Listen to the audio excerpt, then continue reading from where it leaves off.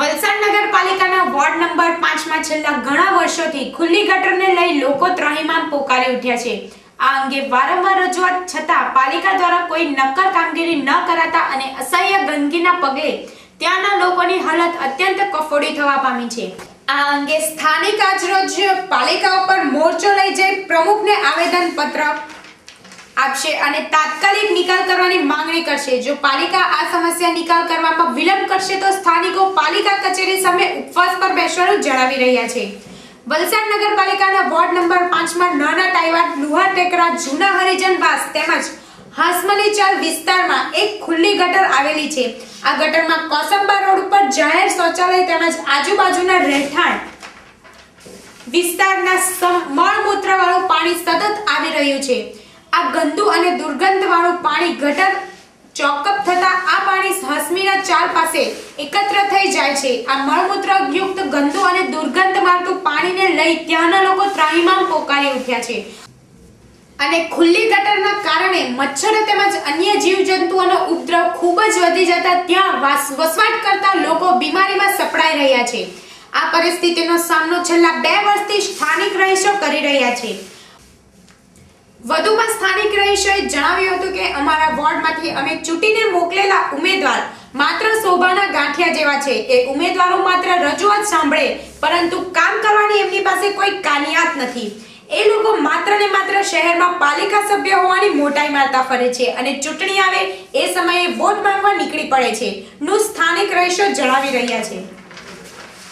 વધુમાં અમારા વિસ્તારમાંથી ચૂંટાયેલા સભ્ય દ્વારા આ સંદર્ભે કોઈ કામગીરી કરવામાં ન આવતા આજ રોજ આ વિભાગના તમામ રહીશો મોરચો સ્વરૂપે પાલિકા કચેરીએ જઈ પાલિકા પ્રમુખને આવેદન પત્ર આપશે અને આ અત્યંત ગંભીર સમસ્યાનો તાત્કાલિક નિકાલ કરવાની માંગણી કરશે અને પાલિકા વિભાગ દ્વારા આ કામગીરીમાં વિલંબ કરાશે તો પાલિકા સામે ઉપવાસ પર ઉતરવાનું સ્થાનિક રહીશોએ જણાવ્યું હતું।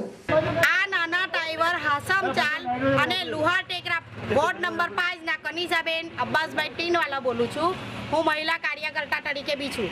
ઉપરાંત આ રહીશો છે નાના ટાઈવર હાસમ ચાલ ઉપરાંત હરિજનવાસ લુહાર ટેકરાના।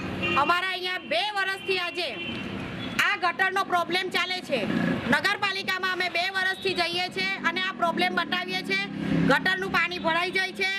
શૌચાલય 6 થી 7 સંડાસનું પાણી બી અહીંયા જ આવે છે જે નગરપાલિકામાં આવેલી હોય છે અને આ અમે કહેવા જઈએ ત્યારે અમે સાફ સફાઈ કરી જે આટલું જ કરે છે અને તમારી પાકી ગટર બનાવવાના એવું આશ્વાસન આપે છે પણ એનું આગળ કંઈ થતું જ નથી। અચ્છા આના અંદર એવું છે કે પાછા ડુક્કર લોકો ભૂનકા કહેવાય ને એ ભૂનકાઓ આવે છે અને ગટરનો આરેલો આ ખાલ કૂવો મોટો બનાવી દીધો છે જેના લીધે અમારા રહીશોના છોકરાઓ પડી જાય છે।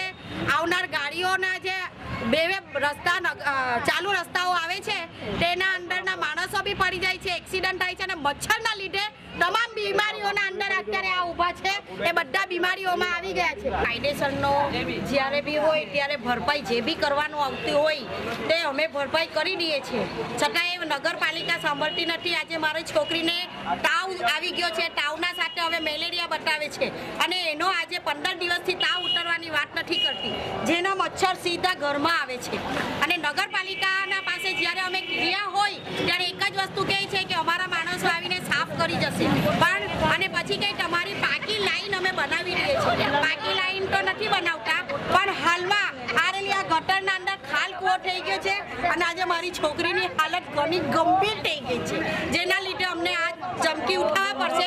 અગર જો નગરપાલિકા હવે સાંભળવામાં નહીં આવે તો અમે ભૂખ હડતાલ પર નગરપાલિકામાં જઈને બેસી જશું એવો અમારા મહિલાનો મોરચો છે।